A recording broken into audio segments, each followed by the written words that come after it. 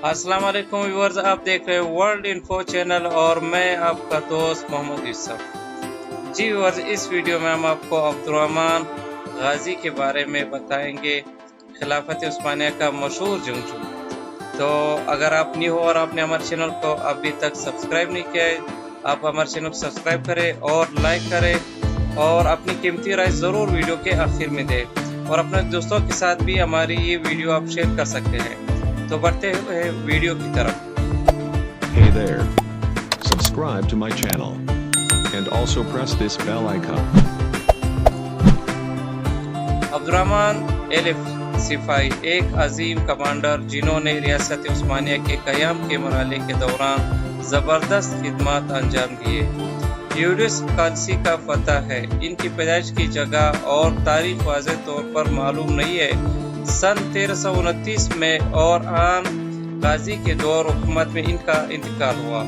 बताया जाता है कि इनकी कब्र आरामगाह एरज़ोरम के एक गांव में है।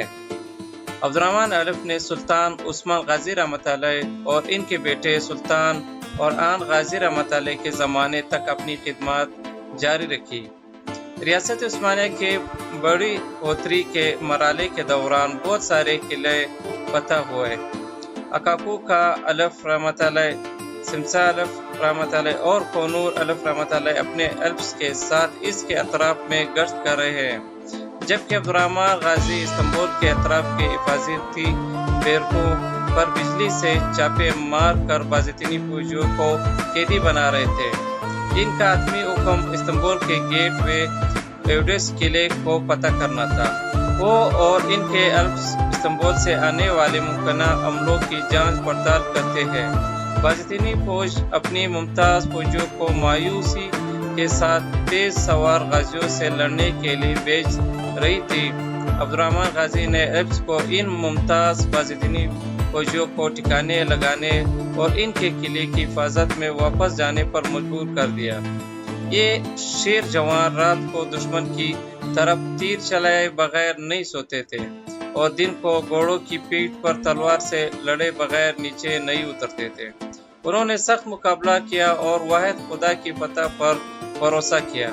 इनकी नज़्म व ज़ब्त, दोस्ती और लोगों की फलाह व बहबूद ने इनके मकसद को पूरा किया।